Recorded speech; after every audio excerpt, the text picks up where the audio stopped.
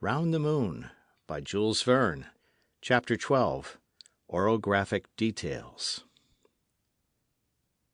The course taken by the projectile, as we have before remarked, was bearing it toward the moon's northern hemisphere. The travellers were far from the central point which they would have struck had their course not been subject to an irremediable deviation. It was past midnight, and Barbicane then estimated the distance at 750 miles, which was a little greater than the length of the lunar radius, and which would diminish as it advanced nearer to the North Pole. The projectile was not then at the altitude of the equator, but across the 10th parallel, and from that latitude, carefully taken on the map to the pole, Barbicane and his two companions were able to observe the moon under the most favourable conditions. Indeed, by means of glasses, the above-named distance was reduced to little more than 14 miles. The telescope of the Rocky Mountains brought the moon much nearer, but the terrestrial atmosphere singularly lessened its power. Thus Barbicane, posted in his projectile, with the glasses to his eyes, could seize upon details which were almost imperceptible to earthly observers. "My friends," said the President in a serious voice, "I do not know whither we are going. I do not know if we shall ever see the terrestrial globe again. Nevertheless, let us proceed as if our work would one day be useful to our fellow men. Let us keep our minds free from every other consideration. We are astronomers, and this projectile is a room in the Cambridge Observatory, carried into space. Let us make our observations." This said, work was begun with great exactness, and they faithfully reproduced the different aspects of the moon, at the different distances which the projectile reached. At the time that the projectile was as high as the 10th parallel, north latitude, it seemed rigidly to follow the 20th degree east longitude. We must here make one important remark with regard to the map by which they were taking observations. In the selenographical maps where, on account of the reversing of the objects by the glasses, the south is above and the north below, it would seem natural that, on account of that inversion, the east should be the left hand and the west to the right. But it is not so. If the map were turned upside down, showing the moon as we see her, the east would be to the left and the west to the right, contrary to that which exists on terrestrial maps. The following is the reason of this anomaly. Observers in the northern hemisphere, say in Europe, see the moon in the south, according to them. When they take observations, they turn their backs to the north, the reverse position to that which they occupy when they study a terrestrial map. As they turn their backs to the north, the east is on their left and the west to their right. To observers in the southern hemisphere, Patagonia, for example, the moon's west would be quite to their left and the east to their right, as the south is behind them. Such is the reason of the apparent reversing of these two cardinal points, and we must bear it in mind in order to be able to follow President Barbicane's observations. With the help of Boer and Merdler's Mappa Selenographica, the travellers were able at once to recognize that portion of the disk enclosed within the field of their glasses. "What are we looking at this moment?" asked Michel. "At the northern part of the Sea of Clouds," answered Barbicane. "We are too far off to recognize its nature. Are these plains composed of arid sand, as the first astronomer maintained? Or are they nothing but immense forests, according to Monsieur Warren de la Rue's opinion, who gives the moon an atmosphere, though a very low and a very dense one? That we shall know by and by. We must affirm nothing until we are in a position to do so." This Sea of Clouds is rather doubtfully marked out upon the maps. It is supposed that these vast plains are strewn with blocks of lava from the neighbouring volcanoes on its right, Tuolumne, Purbach, Arzachel. But the projectile was advancing and sensibly nearing it. Soon there appeared the heights which bound this sea at this northern limit. Before them rose a mountain radiant with beauty, the top of which seemed lost in an eruption of solar rays. "That is?" asked Michel. "Copernicus," replied Barbicane. "Let us see Copernicus." This mount, situated in 9° north latitude and 20° east longitude, rose to a height of 10,600 feet above the surface of the moon. It is quite visible from the earth, and astronomers can study it with ease, particularly during the phase between the last quarter and the new moon, because then the shadows are thrown lengthwise from east to west, allowing them to measure the heights. This Copernicus forms the most important of the radiating system, situated in the southern hemisphere, according to Tycho Brahe.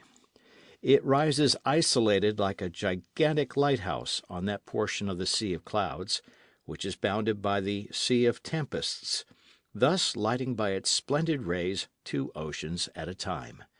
It was a sight without an equal, those long luminous trains, so dazzling in the full moon, and which, passing the boundary chain on the north, extends to the Sea of Rains. At 1 o'clock of the terrestrial morning, the projectile, like a balloon borne into space, overlooked the top of this superb mountain. Barbicane could recognize perfectly its chief features. Copernicus is comprised in the series of ringed mountains of the first order, in the division of great circles. Like Kepler and Aristarchus, which overlooked the ocean of tempests, sometimes it appeared like a brilliant point through the cloudy light, and was taken for a volcano in activity. But it is only an extinct one, like all on that side of the moon. Its circumference showed a diameter of about 22 leagues. The glasses discovered traces of stratification produced by successive eruptions, and the neighbourhood was strewn with volcanic remains which still choked some of the craters. "There exist," said Barbicane, "several kinds of circles on the surface of the moon, and it is easy to see that Copernicus belongs to the radiating class. If we were nearer, we should see the cones bristling on the inside, which in former times were so many fiery mouths. A curious arrangement, and one without an exception on the lunar disk, is that the interior surface of these circles is the reverse of the exterior, and contrary to the form taken by terrestrial craters. It follows, then, that the general curve of the bottom of these circles gives a sphere of a smaller diameter than that of the moon." "And why this peculiar disposition?" asked Nicholl. "We do not know," replied Barbicane. "What splendid radiation!" said Michel. "One could hardly see a finer spectacle, I think." "What would you say, then," replied Barbicane, "if chance should bear us towards the southern hemisphere?" "Well, I should say that it was still more beautiful," retorted Michel Ardan. At this moment the projectile hung perpendicularly over the circle. The circumference of Copernicus formed almost a perfect circle, and its steep escarpments were clearly defined. They could even distinguish a second ringed enclosure. Around spread a greyish plain, of a wild aspect, on which every relief was marked in yellow. At the bottom of the circle, as if enclosed in a jewel case, sparkled for one instant 2 or 3 eruptive cones, like enormous dazzling gems. Towards the north the escarpments were lowered by a depression which would probably have given access to the interior of the crater. In passing over the surrounding plains, Barbicane noted a great number of less important mountains, and among others a little ringed one called Gay Lussac, the breadth of which measured 12 miles. Towards the south the plain was very flat, without one elevation, without one projection. Towards the north, on the contrary, till where it was bounded by the Sea of Storms, it resembled a liquid surface agitated by a storm, of which the hills and hollows formed a succession of waves suddenly congealed. Over the whole of this, and in all directions, lay the luminous lines, all converging to the summit of Copernicus.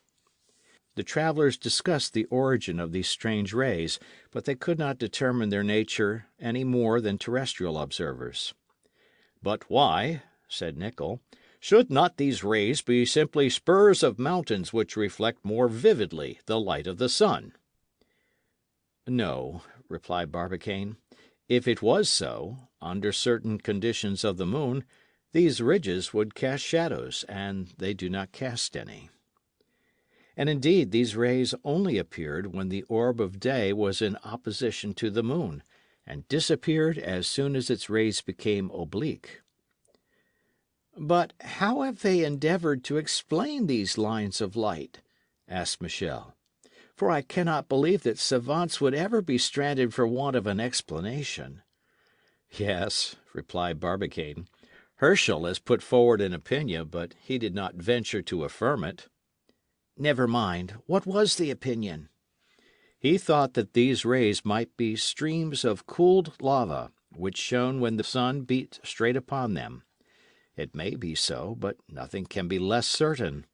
Besides, if we pass nearer to Tycho, we shall be in a better position to find out the cause of this radiation."